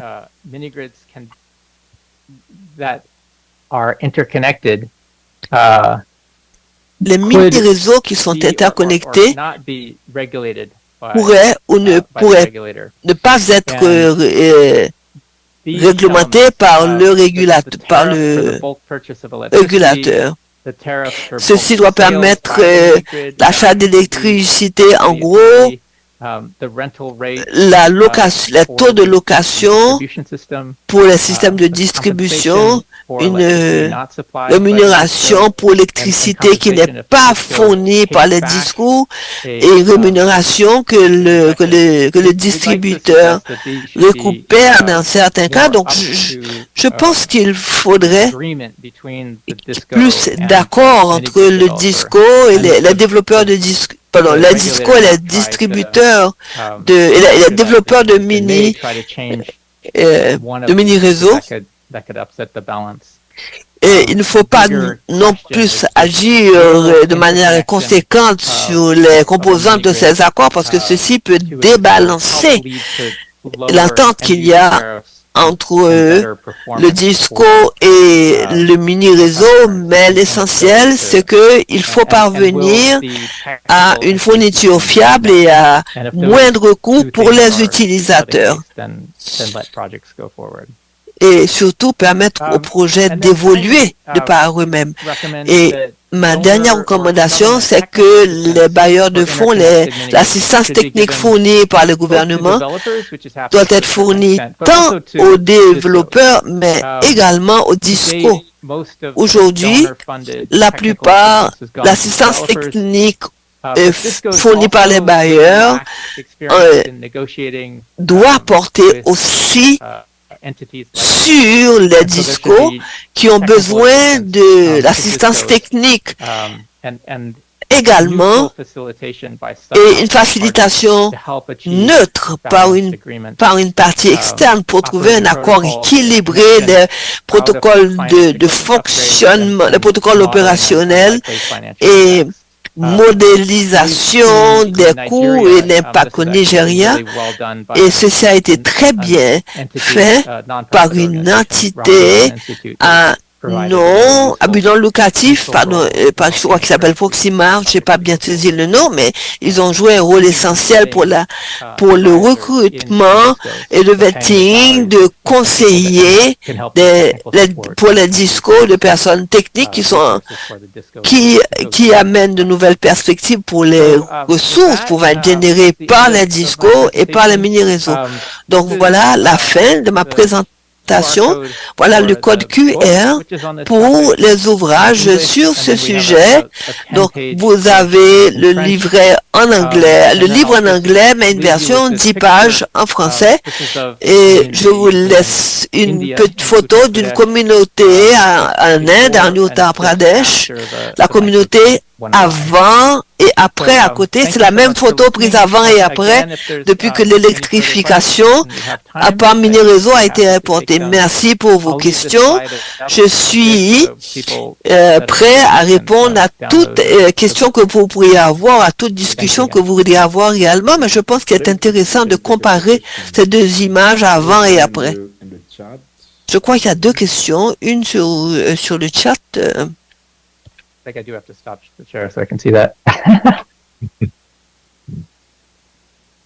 Could you walk us through some technologies you have used in your projects for microgrid development? Pouvez-vous nous parler de la technologie pour les contrôleurs, pardonnez-moi. Je crois qu'en Californie, il faut avoir des capacités pour le Black Start, enfin, démarrage en cas de panne. Pouvez-vous nous parler un petit peu plus de l'expérience de Californie? So, I guess maybe to start with the types of mini grids that we're looking at, like one at Mokoloki, qu'on a regardé comme à Mokoloki au Nigeria,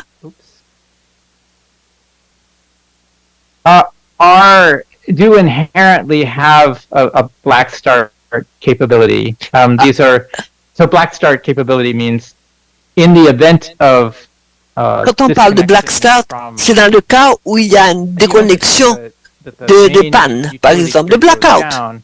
Quand le réseau principal tombe, est-ce qu'il faut une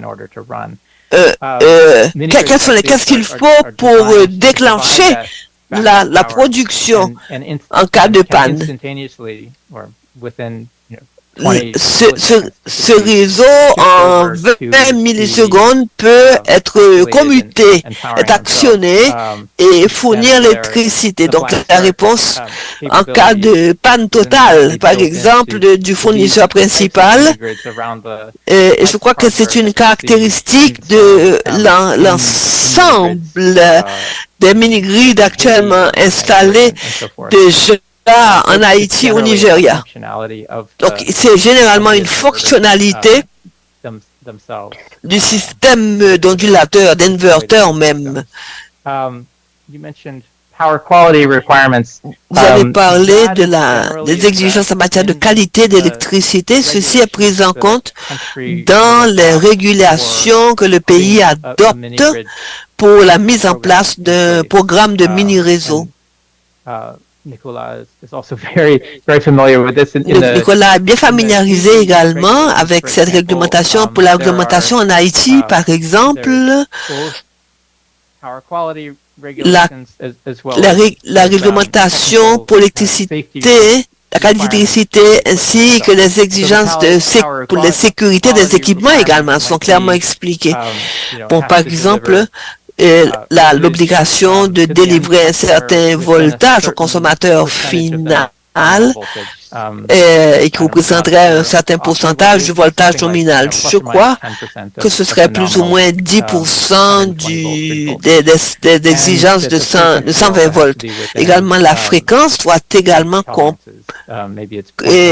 comprise dans un certain niveau de tolérance. Je crois que c'est point 1, si j'ai bien entendu. Il y a également une question de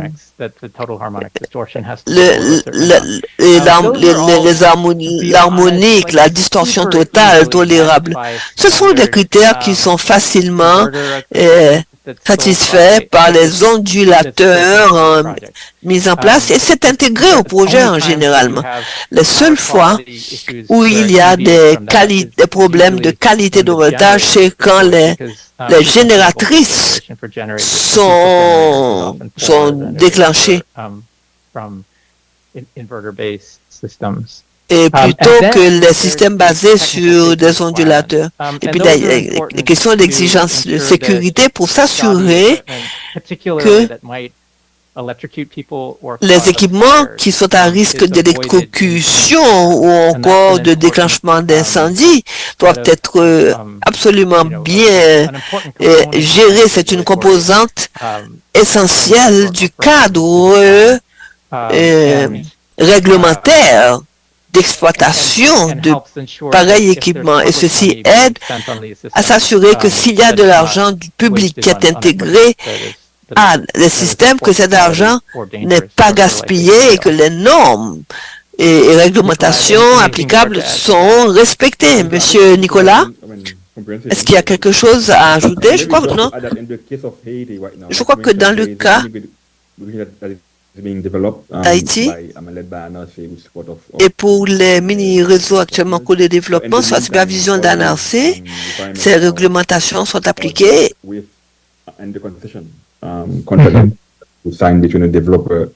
je crois que ceci fait aussi l'objet de contrats entre les développeurs et les autorités. Je crois comprendre que dans le contexte haïtien, ce qui est différent du contexte indien ou nigérien,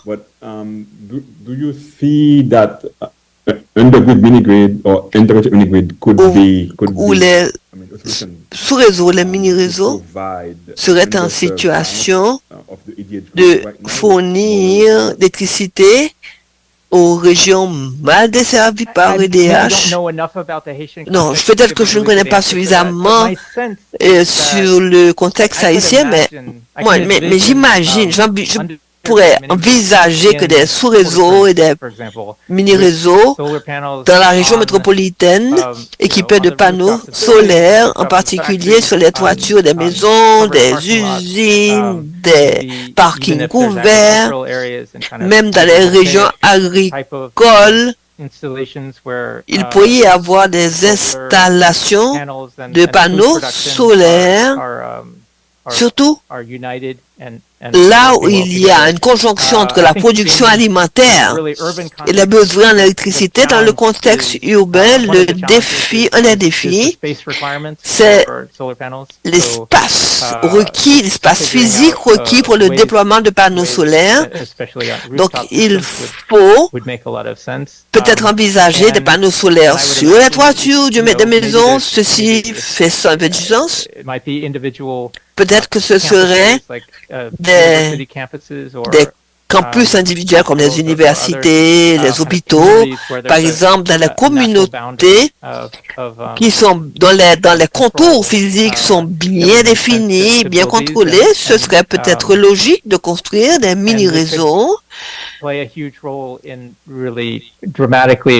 pourraient considérablement changer en mieux l'alimentation d'électricité de ces unités.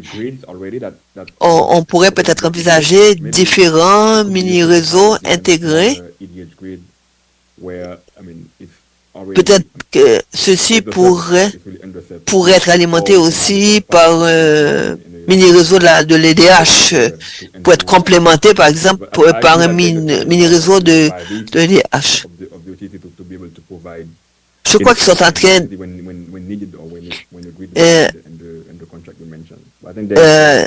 d'envisager des contrats pour les périodes de pénurie. Oui, je crois que ça peut faire l'objet d'une conversation intéressante avec le DH pour pointer certains exemples, par exemple au Nigeria.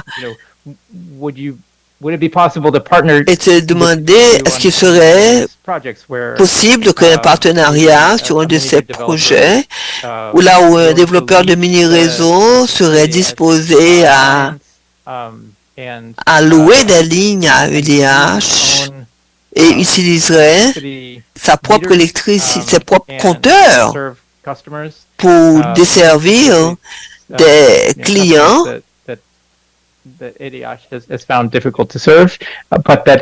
est difficile pour EDH de desservir. Bon, écoutez, dans les régions, par exemple, où il y a une forte demande d'électricité fiable et surtout encore toujours garder en tête la nécessité d'avoir des partenariats gagnants pour avancer. Laissez-moi voir s'il y a d'autres questions dans la salle. Merci bien, encore une fois de retour. La question, c'est autour de l'aspect environnemental. Fort souvent, on s'intéresse aux différents polluants qu'on voit qu'avec les systèmes solaires, l'élimination quasi totale de ces polluants lors de l'utilisation des systèmes solaires. Maintenant, les différents polluants, le CO2 et autres gaz, en fonction des lubrifiants utilisés et les particules PM, si on prend les centrales thermiques qu'on peut avoir en grosso modo en termes de polluants atmosphériques.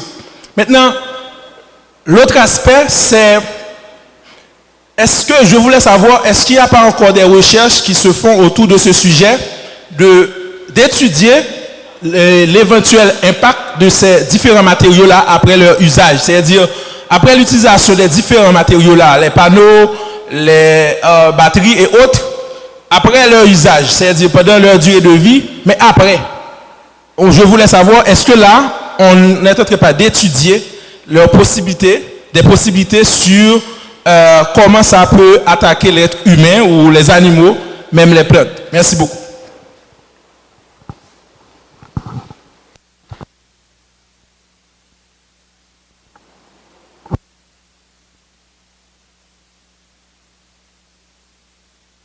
That's a great question. I'll try to answer it as I understand it. Nicolas, maybe. Merci. Cette question qui est vraiment intéressante, je vais essayer d'y répondre dans la mesure de ma connaissance. Concernant surtout les équipements déjà utilisés. Pour les solaires, pour les panneaux solaires. Bon, d'abord, les panneaux solaires ont une durée de vie très longue, souvent 25, même au-delà de 25 années. Donc, par exemple, j'ai aujourd'hui avec moi un panneau solaire chez moi qui a été créé au début des années 80 et qui fonctionne toujours parfaitement. Mais le recyclage des batteries, plus particulièrement, est une préoccupation. Et c'est intéressant quand on voit la transition de la technologie utilisant de l'acide pour batterie qui a migré vers des batteries à lithium. Et si je comprends bien, les batteries utilisant le lithium sont plus facilement utilisables, mais si les batteries ne sont pas recyclées correctement, elles sont beaucoup plus polluantes. Il ne faut pas, par exemple, les jeter dans les cours d'eau ou abandonner dans la nature. Ça peut être véritablement un polluant extrêmement nocif. Tandis que les batteries au lithium, elles sont plus difficiles à recycler. Elles exigent des technologies de recyclage qui est bien plus compliquée, mais c'est une industrie qui est en plein essor. Pardon, nous parlions d'abord du premier type de batterie, mais nous regardons aujourd'hui, par exemple, la prévalence des batteries au lithium dans les véhicules électriques.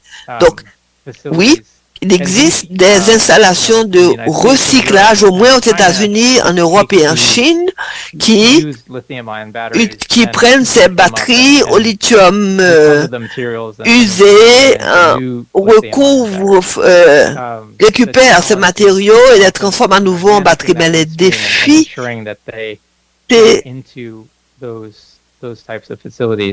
c'est véritablement difficile d'acheminer sa batterie à ces centres de reconversion. Maintenant, quand on choisit, quand il faut choisir entre le système de production traditionnel à base de carburant, qui est très polluant, et le système, par exemple, solaire, je crois qu'il n'y a même pas de discussion parce que la pollution créée par le deuxième système est bien plus faible que celle produite par les discos. Et vous avez qu'à regarder, par exemple, les grosses génératrices des discos, toute la pollution autour, tout le bateau de la graisse, toutes les taches partout qui résultent des émanations de ces systèmes traditionnels. Donc, je crois que nous avons déjà tous vu cela. Maintenant, en termes de production, d'équipement lui-même, je crois que ce sont des questions importantes. Une question qui est souvent posée. Est-ce que les panneaux solaires sont auto-payants sur la base énergétique? Oui, je pense que la quantité d'énergie électrique qu'il faut utiliser pour créer un panneau solaire est recouvrée par les panneaux solaires dans la première, deuxième ou troisième année de durée de vie utile, et par la suite, ce coût est déjà amorti. Donc, ça fait déjà des bénéfices. Donc, Nicolas, est-ce que vous voulez ajouter quelque chose sur l'environnement? Non, je crois que vous avez fourni les informations essentielles et l'entretien est bien moindre.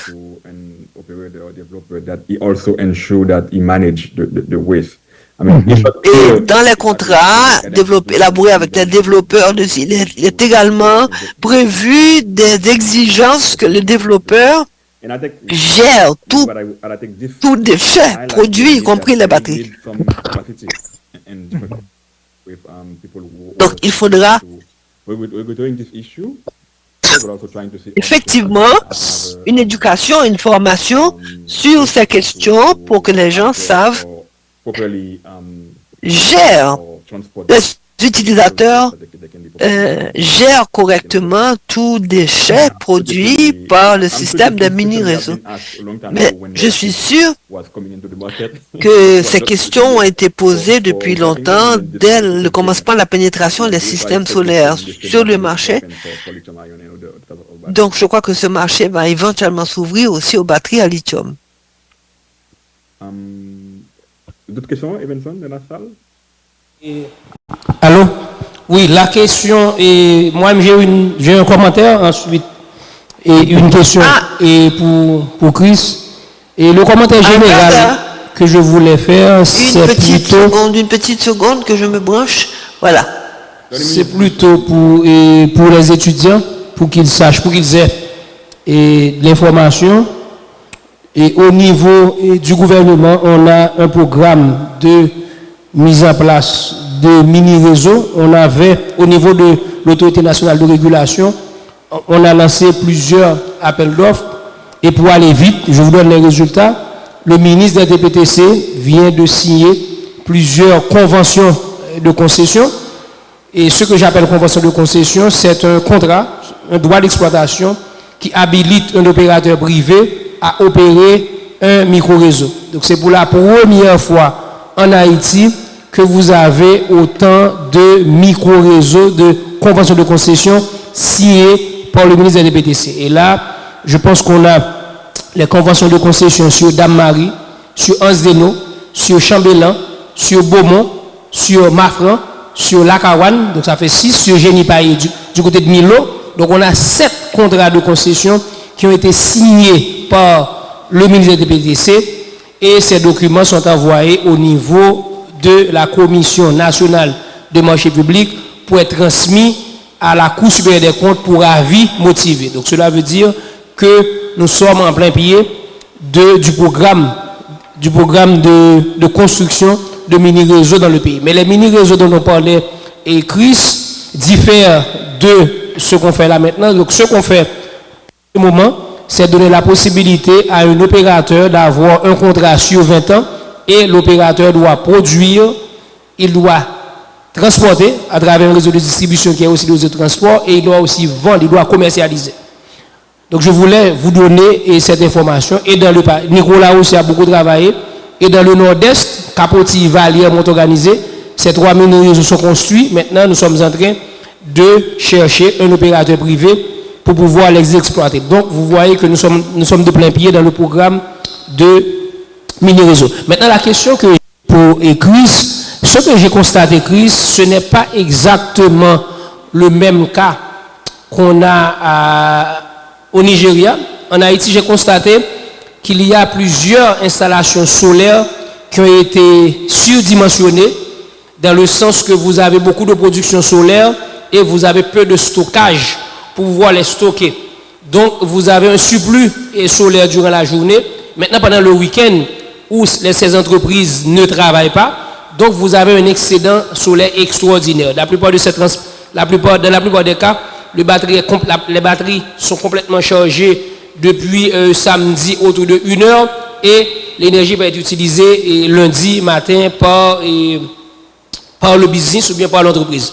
Maintenant, la question que je me posais, et je sais que ce concept diffère du concept de grid under grid, mais on voulait voir dans notre contexte d'Haïti, ne serait-il pas possible de commencer à faire des études, à regarder la possibilité de mettre en exploitation ces sources de production. Donc, je sais que l'un des problèmes qu'on a, c'est que le plus souvent, le courant de ville est absent, mais je pense qu'en créant le réseau, avec des systèmes de switching disponibles, on pourrait isoler le réseau de l'EDH et permettre à ces entreprises de se mettre ensemble, de pouvoir injecter des électrons sur le réseau local et pouvoir organiser la vente. La seule difficulté que je vois, Chris, dans votre modèle, c'est qu'il faut penser peut-être à des systèmes où la firme ou le propriétaire du mini-réseau s'intéresse uniquement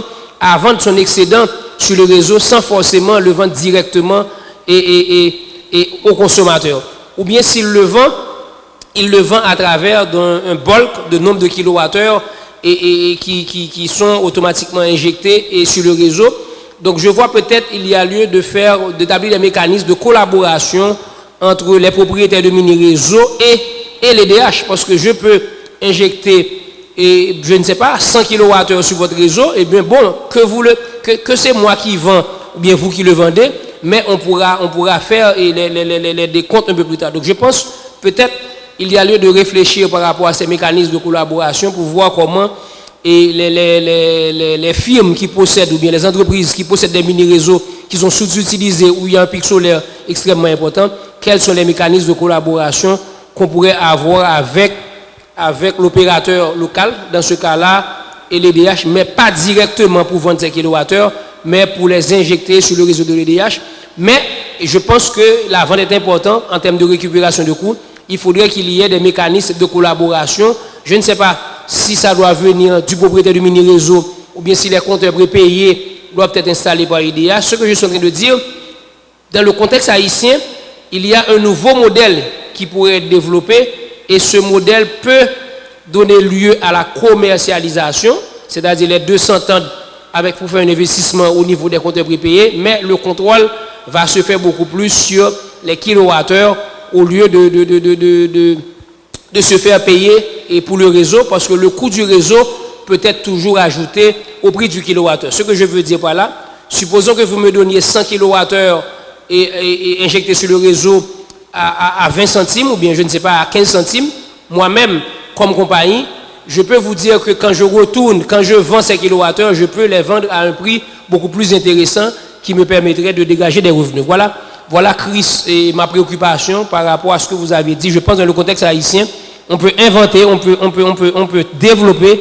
un nouveau modèle de collaboration qui n'est pas ce qu'on fait au Nigeria, mais qui pourrait être intéressant en termes de collaboration, en termes d'échange de kilowattheures, parce que surtout à Pétionville, je vous dis, il y a beaucoup de kilowattheures qui sont produits et qui ne sont pas stockés et qui sont gaspillés, qui sont rejetés comme ça dans la nature. Donc je pense que le réseau local pourrait effectivement les exploiter. J'apprécierais, Chris, si tu peux me donner comment tu vois en fait ce problème toi-même vu d'un expert. I think Nicolas will understand the context better than I do, but from what I've just heard, it sounds like there's a great opportunity here.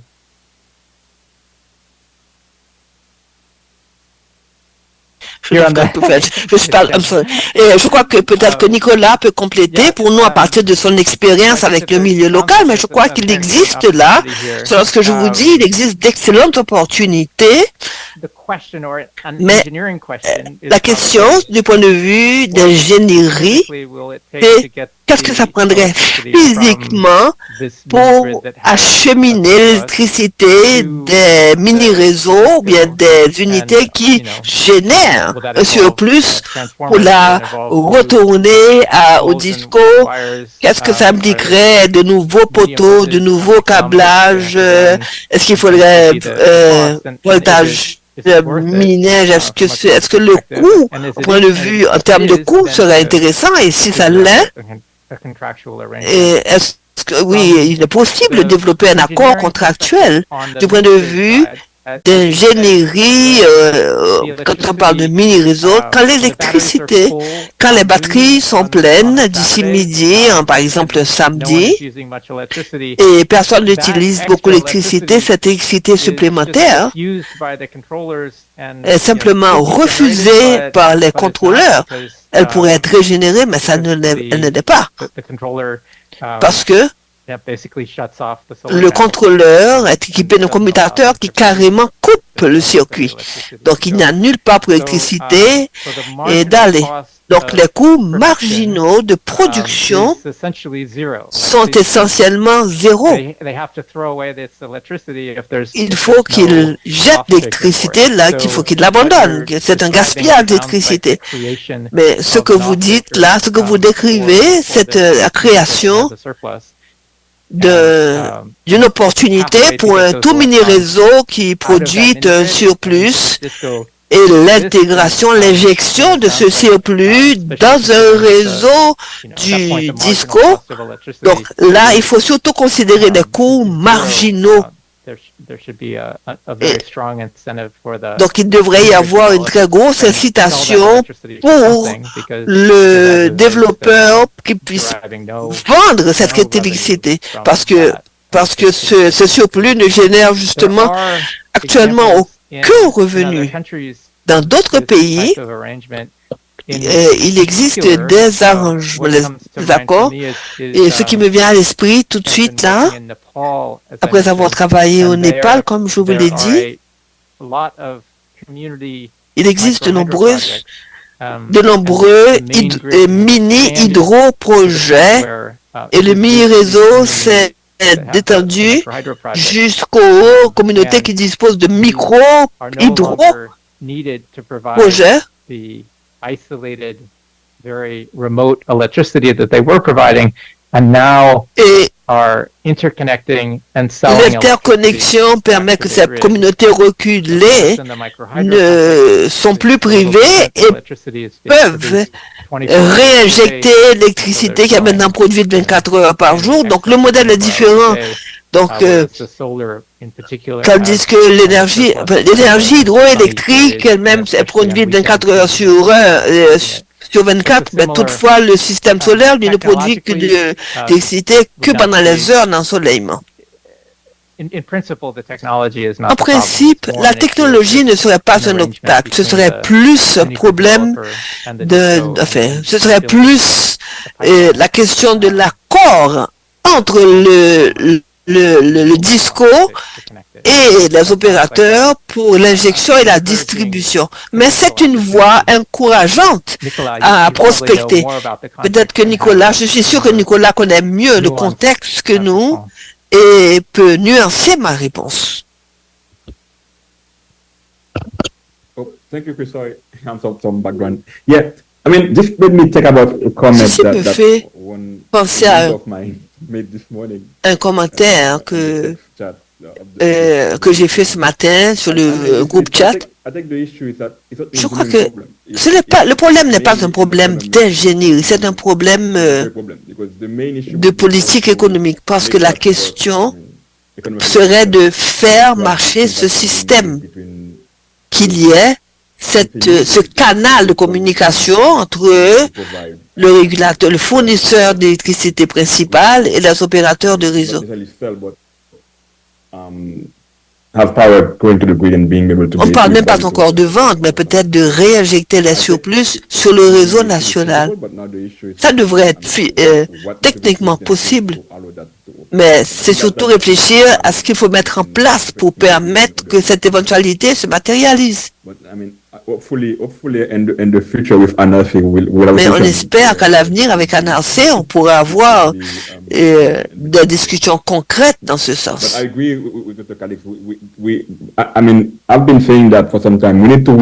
Comme je l'ai dit, M. Calix, il nous faut repenser à Haïti demain. Nous avons tellement de systèmes différents en Haïti puisque les gens ont dû développer leurs propres solutions, mais il nous faut regarder l'avenir avec une meilleure gestion collective de nos besoins et de l'approvisionnement et assurer une interconnexion durable. Là, écoutez, il nous faut planifier sur des décennies, peut-être qu'on n'aura plus un système de batterie. Il faut penser à l'avenir. Il faut penser à venir, il faut penser à l'avenir. Je ne vois pas d'autres questions. Peut-être que l'on peut s'arrêter ici. Merci, Dr. Chris, pour votre temps, pour votre présentation absolument intéressante. Et merci à tous ceux qui ont posé des questions.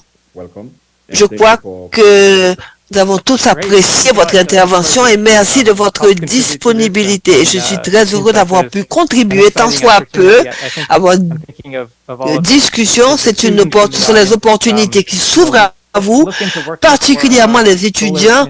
Regardez les entreprises opératrices de mini-réseaux. Je crois que l'opérateur du DISCO doit faire partie également des discussions, des solutions. Il existe d'énormes opportunités et je suis très enthousiasmé par les perspectives qui s'ouvrent à vous à l'avenir. Nous avons besoin de personnes vraiment s'intéressant au secteur. Merci et encore une fois, bonsoir. Je remercie tous ceux qui sont restés, qui sont avec nous pour la présentation. Donc, je vous rappelle que ceux qui sont dans la salle, il faut vous inscrire sur Zoom et ça va faciliter le suivi avec vous pour les certificats.